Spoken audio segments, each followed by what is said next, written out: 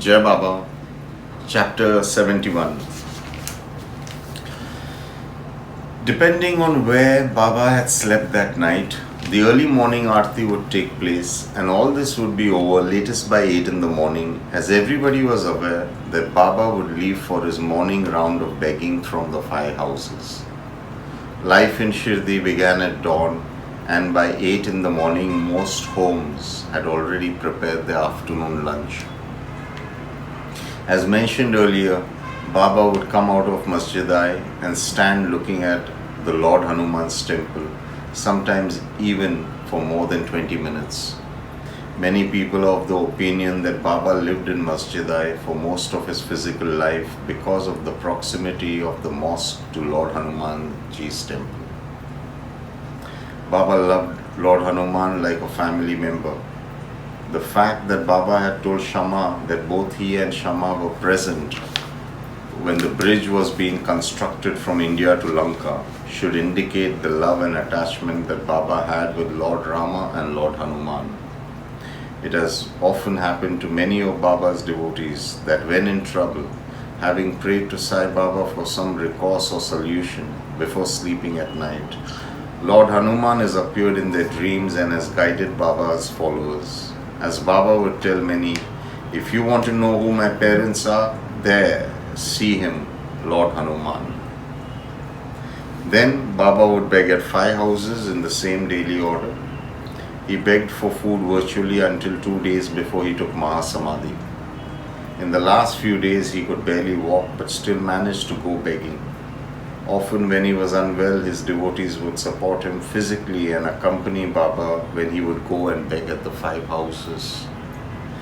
After returning from this pilgrimage to the 5 houses around 9 or so in the morning, Baba would proceed towards Lendi Garden to defecate and clear his system. Earlier he would go alone, then after Abdul came, Baba would be accompanied by Abdul. Once Baba's fame and popularity grew, the journey to Lendi Garden became a procession and a celebration. After the first halt at Lord Hanuman's temple, Baba would then halt at Gurusthan, the place where his Guru's Samadhi is, under the neem tree, which throbs with eternal energy. He would stand there for a while as though communicating with his master. All the devotees who had come in droves from far and wide would stand in lines, and those staying at the newly constructed guest houses or wadas would come out onto the streets too. And Baba, like royalty, would walk through the columns of people formed on either sides of the street, greeting, blessing, and halting to talk to a few of them, most of the time asking each one about their well-being and addressing them all by their names. He knew everyone, and he knew the past, present, and future of everyone. Bagoji, who suffered from an advanced state of leprosy, along with Abdul, served Baba in turns. They would hold a ceremonial umbrella over Baba's head, with Nana on one side of Baba and Booty on the other, while Baba, a king, in torn clothes, would walk slowly.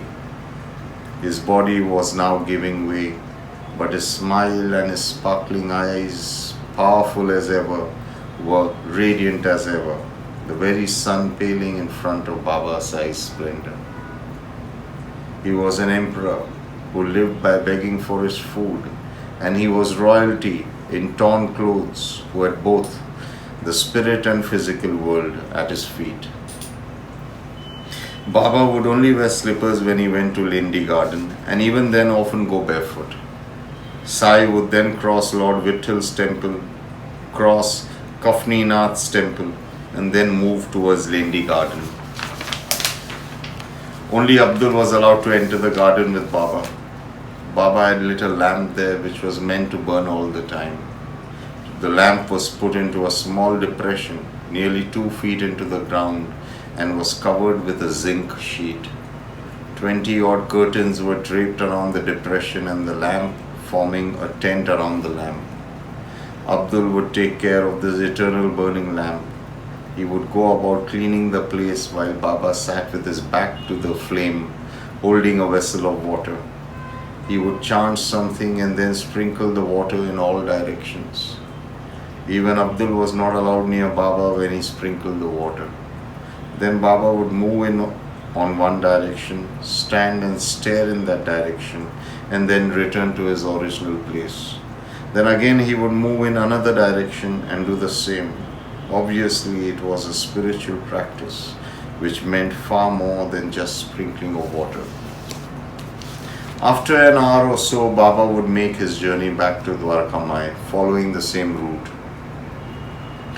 From 10 to 11:30 or so in the morning, Baba would sit in Dwarkamai and the devotees would come and meet him to be guided by him, be blessed and nurtured by him, and of course on certain days, a few would be abused and thrashed by him too.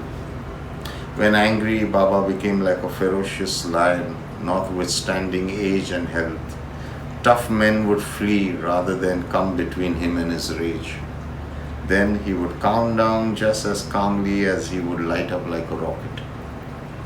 Musicians, magicians, street theatre folk, Sufi singers, bhajan singers would come to perform, and Baba would bless them and send them off with gifts, money and food. Sometimes Baba would go for a second round of begging. The only thing that was not in routine was the number of times he begged for food at the 5 houses. We shall continue Baba's schedule in the next chapter. Peace be to all. Baba bless us all to lead our lives with simple routines and high values. Jai Sai.